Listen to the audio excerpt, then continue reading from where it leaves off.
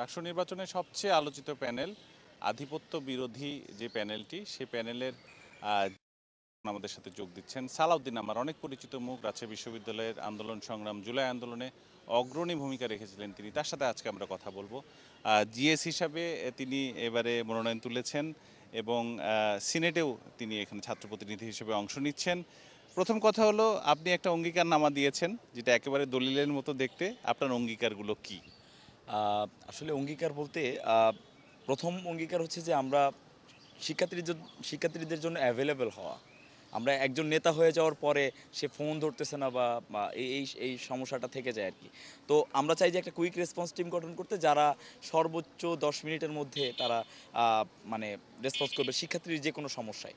তারপরে আরেকটা আছে যে পরিবেশ বান্ধব ইলেকট্রিক ভেহিকলের একটা ব্যাপার। আমরা এগুলো আসলে চাপ সৃষ্টি করব, প্রশাসনের মাধ্যমে এটা আদায় করে নেওয়ার চেষ্টা করব।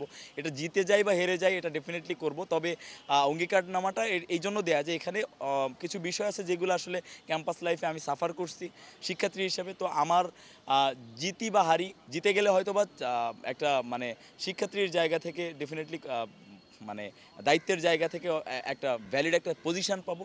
আর হেরে গেলে হয়তো বা রাস্তায় দাঁড়ায় বা প্রেশার গ্রুপ হিসেবে কাজ করে আদায় করে নিব, এই আর কি। তো ইলেকট্রিক ভেহিকল, তারপর সুপার শপ নিয়ে কিছু কাজ করার ইচ্ছা আছে। তারপরে হচ্ছে আপনার ডিজিটালাইজেশনের ব্যাপারটা নিয়ে কাজ করব।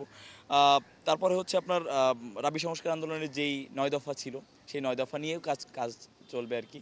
তো এই আর কি, এটা আপাতত অঙ্গীকার। জয়ের ব্যাপারে কতটা আশাবাদী আপনারা প্যানেল হিসেবে এবং আপনি নিজেও? আমরা আমাদের জায়গা থেকে আল্লাহর ফয়সালার উপরে ছেড়ে দিয়েছি। শিক্ষার্থীরা যথেষ্ট পজিটিভ রেসপন্স করতেছে আমাদেরকে। অ্যাটলিস্ট তারা আমাদেরকে এম্বারেসিং, আসলে এখন পর্যন্ত এম্বারেসিং সিচুয়েশন ফেস করা লাগে না। সবাই খুব হাম্বলি অ্যাকসেপ্ট করতেছে। এটা প্রার্থী হিসেবে আমাদের পরম পাওয়া আর কি। শিক্ষার্থীদের কাছে যাচ্ছি, পরিচয় দিচ্ছি, সবাই হাসি মুখে আমাদেরকে গ্রহণ করতেছে, এটাই তো। আচ্ছা, কোনো অভিযোগ আছে কি? এখন তো অনেক কটা প্যানেল কাজ করছে, নির্বাচনে অংশ নিয়েছে। অভিযোগ কি আছে? না আসলে কারোর প্রতি অভিযোগ দিতে চাই না। সবাই সবার মতো প্রাণপণ চেষ্টা করছে।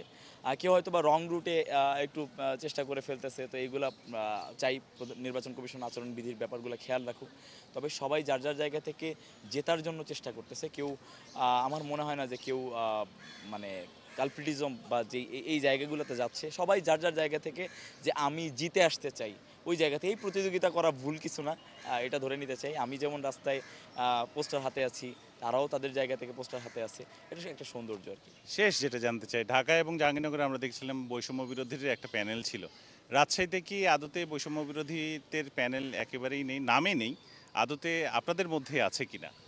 বৈষম্য বিরোধীর আসলে প্যানেল কোথাও নাই। বাকশাসের হয়তো বা প্যানেল ছিল, ঢাকা ইউনিভার্সিটিতে ছিল, জাহাঙ্গীরনগরে ছিল। আমাদের এখানে তো আসলে বাকশাসের কমিটিই নাই। সো এখানে বৈষম্য বিরোধীর আমাদের প্যানেলে বৈষম্য বিরোধী 3 জন সমন্বয়ক আছে। আবার তাসিন খান আপু আছে, একটা প্যানেল করছে উনি।